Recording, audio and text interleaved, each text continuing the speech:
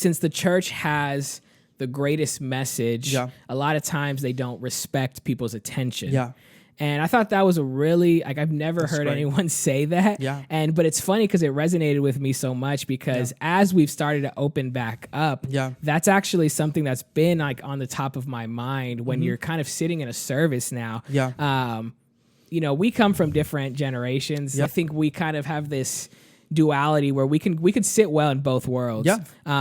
So I understand, and I've been a part of so many like long church services. I've been a part of even just events, like long events that you could tell just feel like drawn out. But what's funny about this next generation is that their attention span is, if you thought ours was bad, you know, theirs is terrible. I was reading a book. I was reading a book called the Ruthless Elimination of Hurry. And they make a comment on our attention span has dropped from 9 seconds to like 7 seconds or something like that. I think that our attention span is similar to a goldfish or a fish, you know, and it's ridiculous. It's true, you know, but we never process this as maybe communicators sometimes, you know, and I think this is where we're going. I think that the challenge, you know, maybe you're not a communicator, maybe you're not a person that perhaps speaks, but nonetheless, I think it's important to comment because you might have opportunities. Speaking specifically to people that identify with faith, you know, that sometimes this is such a that's a goal, that's a nugget right there, you know, because we don't respect people's attention. You know, we think we entitled because we have the greatest message and because it's the word of God, right? We feel like they have to be receptive to us and they have to pay attention to us because it's the greatest message. Not understanding that doesn't matter. That doesn't matter, you know? And I think that's a very important subject. Like, we need to understand and process. To me, I love to understand what are the kids are like. Yesterday, you know, I was speaking to a bunch of young people, and some of them, they're not even teenagers. You know, they were jumping around, they were doing the thing, and they were just, even in the middle of the music, they were getting distracted, you know, they were just, so I was able to see that, how difficult perhaps is now for this new generation to pay attention, to be focused in a place. If not, what we don't understand sometimes is that they're start getting anxious about things. You know, they can't be still. You know, they need to be doing something, because I remember having people in my team that they would tell me, it's just it's hard for me to focus. You know, even my wife. Maybe some people will find that as disrespectful, but for her, if she's sitting down in a message, she's drawing. But that's the way she pays attention. It helps her stay focused. Yes. Because she cannot be without doing anything. To pay attention, she starts drawing. And as she's drawing what she's hearing. So that's the way her brain works. So we have to understand the dynamic, you know, the nuances of this thing. If not, we're going to get lost. And I think this is what I think about is, you know, I've heard this said before this way as well, that you can be married to the mission but not the method. And that's what I see a lot of times, is that when it's a generational thing, a lot of times that the older generations are typically so in love with the method of how they did things, you know, delivered a certain thing, or how business did a certain thing. So even like certain businesses that, you know, didn't transition online, you know, quick enough, you know, because they're just, well, we're a storefront business. We're going to sell, you know, this way. This is how our customers know us. You know, we're not going to be concerned with, you know, online.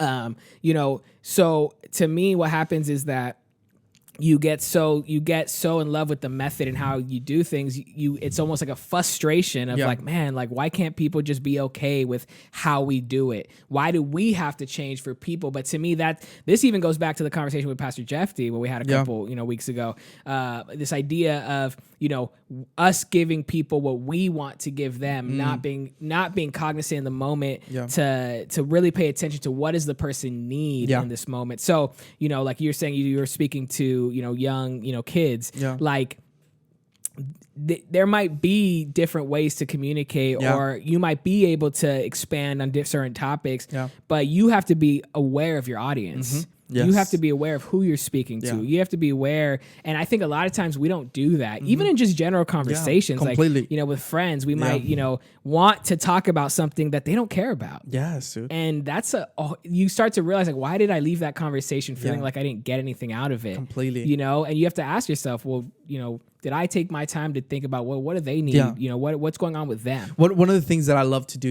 I'm not saying I'm perfect, because perhaps maybe sometimes I go to certain places that they don't care, they can care less about it. But I'm trying to be better at this.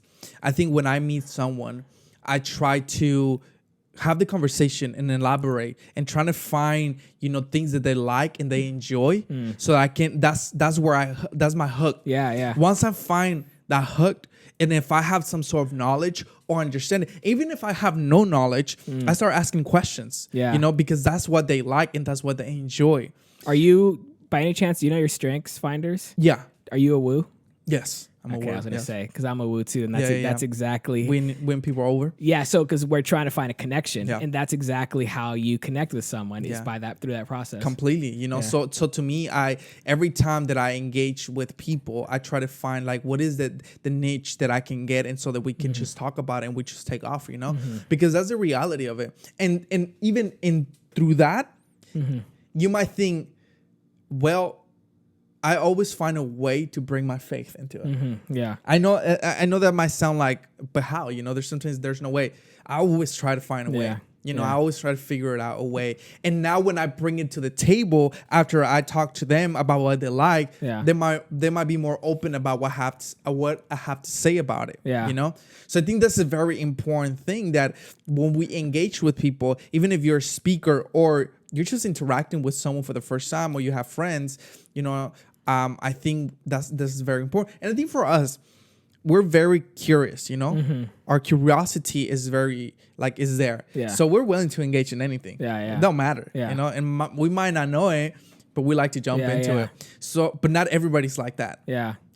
Yeah, but that's also part of that the way, even if you don't know, engaging someone in what they might be interested in is how you kind of make those connections as well.